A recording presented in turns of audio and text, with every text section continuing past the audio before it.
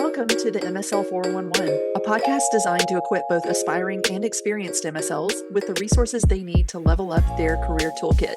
The heart of this podcast is to take the same industry knowledge and advice that we share with our own candidates and make it available and accessible to anyone looking for answers. So if you have questions, you've come to the right place. We're here to give you the 411. And without further ado, let's dive right in.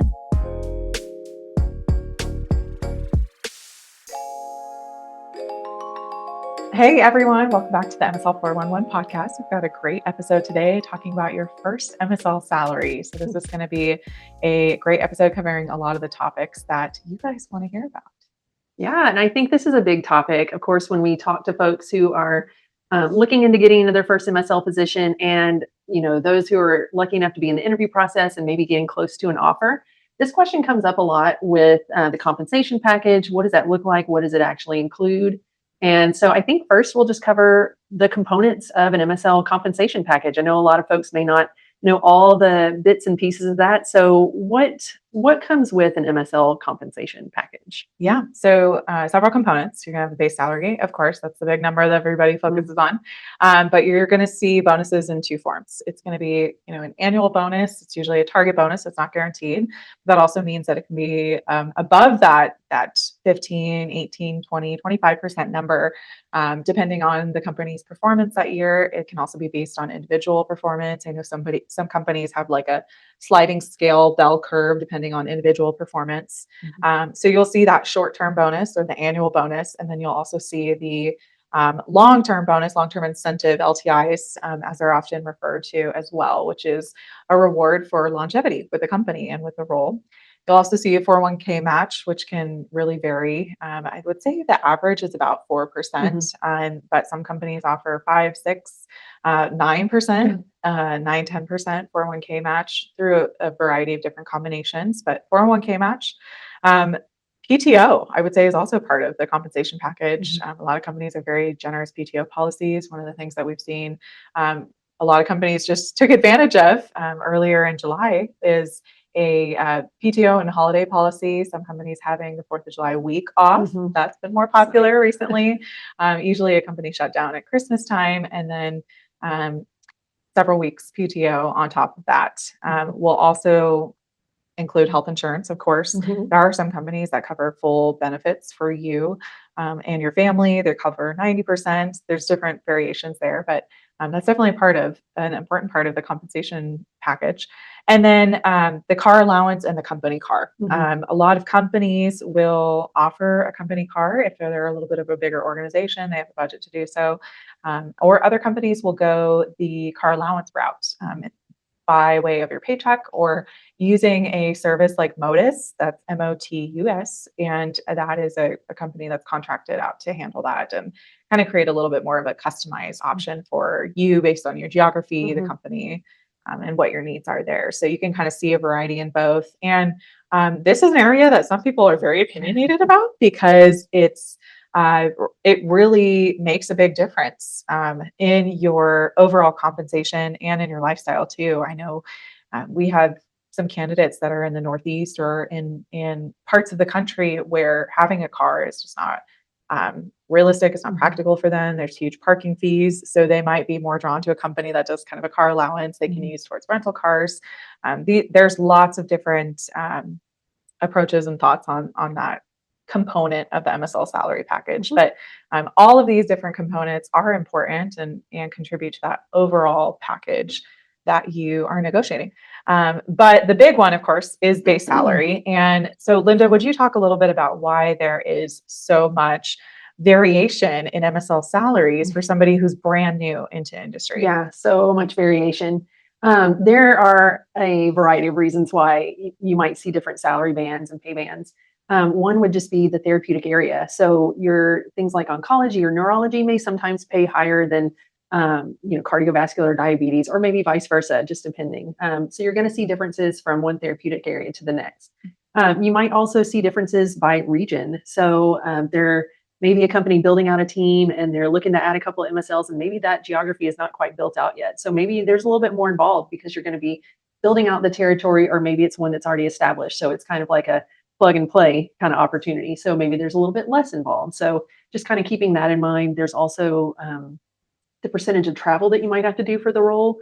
So if you're covering just the New York City metro area, for example, versus the entire Northeast, that pay may look a little bit differently just because of the amount of actual physical travel that you'll be doing. Some companies, not all companies, but some companies will actually take a look also at where you live and the cost of living in that area and make some adjustments based on that. So that's maybe something to ask about if you live in like the Pacific Northwest or even the Northeast, somewhere where it's maybe a little bit more expensive just to live, to park your car if you have a company car, that sort of thing. So seeing if the company has any kind of cost of living adjustment, but that could also affect your salary. They may kind of compensate for that. There's also the internal equity of the team. So these are all just things you kind of consider as you're looking at different pay bands and why does this company pay differently than this company? And it's so subjective. It varies so much. Sometimes you can't even compare apples to apples. If you're interviewing at one company that's an oncology company and they're quoting this pay band and your friend over in this other state is interviewing for a very similar type role, you can't really even compare because it may be different states that they're covering, different amount of states that they're covering. It may be different responsibilities on the team. It could be that friend of yours brings more connections to the team than you do, just kind of right in the gate. They already have some of those connections and are plugged in at some key sites. So just kind of keeping all those things in mind and maybe paying a little less attention to what your friends say they're getting as their first MSL salary, because there may be 10,000 different reasons why their salary looks different than the ones that you're seeing or being offered.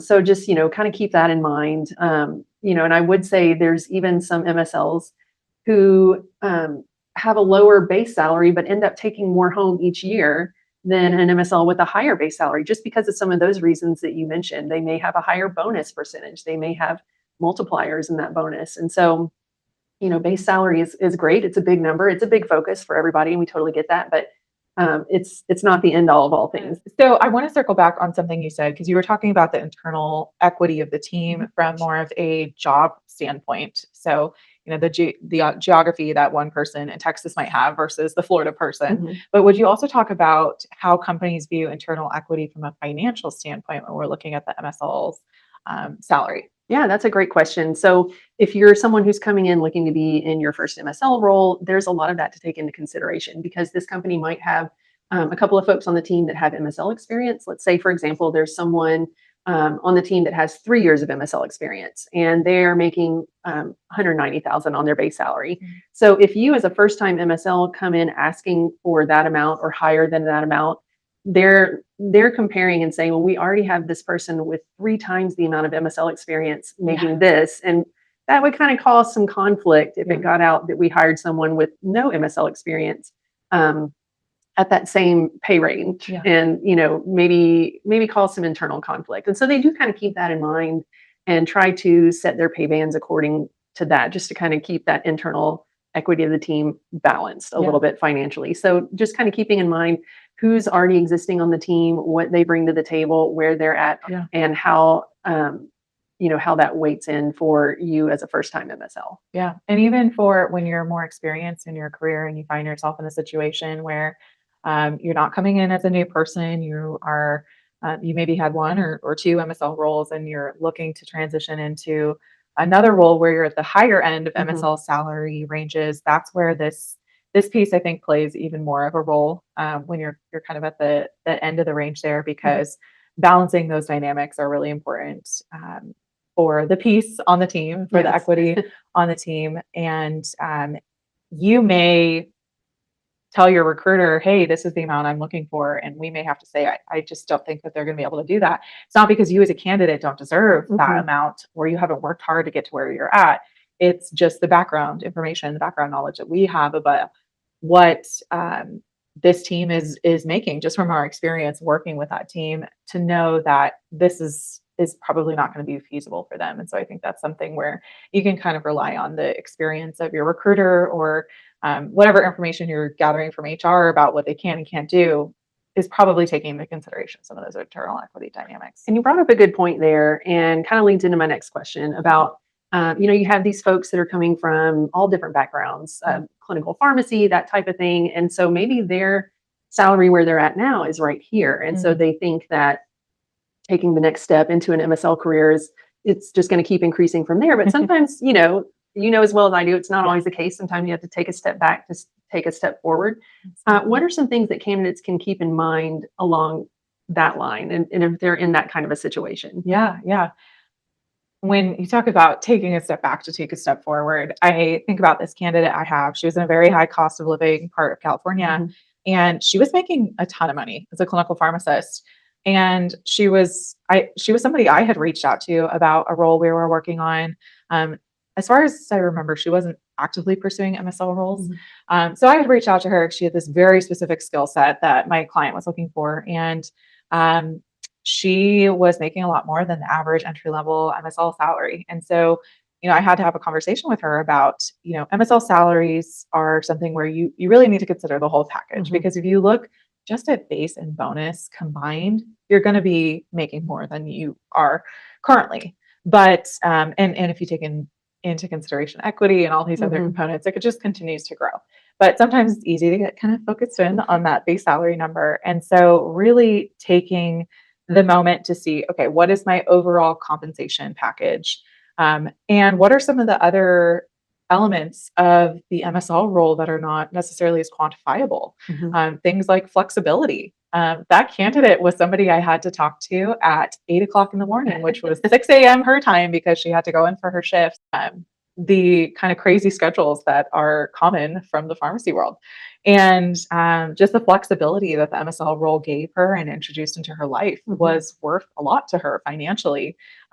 Getting better PTO, double the amount of PTO she had previously, and having flexibility in her schedule. If she's at a conference all weekend, she takes a few days off during the week, things like that. That can be really valuable to people.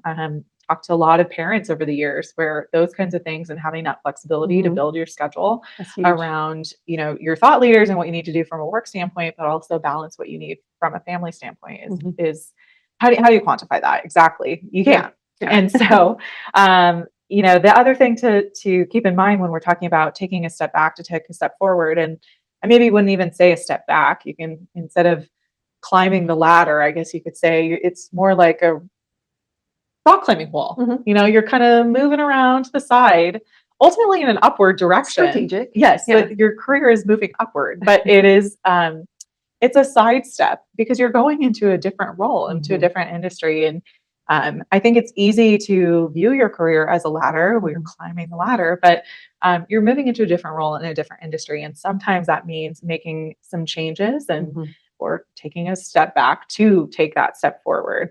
And even, over the course of the 5 years that I've been doing this now, there are people that I've worked with, and I love getting to work with people on these opportunities where the science of what that company is working in and the opportunity to be a part of that was the number one driving factor for them, where money was kind of a moot point. Money is important. Money is how we take care of our lives and our families, but they wanted to be in part of cool science. I have had candidates where it was extremely personal to them. Maybe they themselves or their children had one of the rare diseases we were working in. There was some kind of personal connection. It had been their devoted PhD work, and they never had the opportunity to work in this particular area because no other company had been. Whatever the case is, that personal element for them. Maybe it was a small step back in compensation, $5,000, $10,000. Here or there is really not going to make that big of a difference if you're doing what you love. And so I think trying to kind of open your mind a little bit and how you look at that is the best approach to take when we talk about transitioning from what you're doing in that clinical pharmacy setting, in the academic centers, wherever you might be, to the MSL role, which has a trajectory that's completely different than what it would be if you stayed in your current role. My advice, I think, in addition to that, is to kind of take the advice from your friends or your peers with a grain of salt, because all of these things that we've talked about here today, when it comes to base salary, internal equity, that's chatter that you're hearing from your friends, but they don't always necessarily have the full picture. And I would say, take that advice with a grain of salt, because us as recruiters, we're talking to people, to MSLs that work all across the country, across multiple dozens of different companies. And I believe that we can really offer a rounded perspective that your one friend who's working at one company just simply cannot. Mhm. And they don't always have the full picture like we do, or they have parts of a picture or untrue parts of a picture that they heard from somebody else. And so whether it's negotiating your first salary or receiving your first salary, be really hesitant to compare yourself to things that you've heard from friends or people on the internet. Yeah. Because every role is so different from one company to another. One company may work you like a total dog, and another company may offer you a little bit less on the base salary, but really prioritize and value that work-life balance. So all of these things, quantifiable or not, really look at the complete package. Don't give too much weight to the chatter because we really have seen it all. We've seen so much variety from one position to another, and it's really hard to pinpoint one specific number that is the representation of what a brand new MSL should be making, because everybody's background is so different. Everybody's role and what they have to offer is so different. And so we hope that this advice and some of these tips have been helpful for you to kind of open your mind to the different offerings that a MSL salary package might have to offer you. But if you have other questions, please send us a text at the number in the show notes or reach out to us on LinkedIn. We'd love to connect with you there, answer any questions that you have, and hope this has been a helpful resource to you.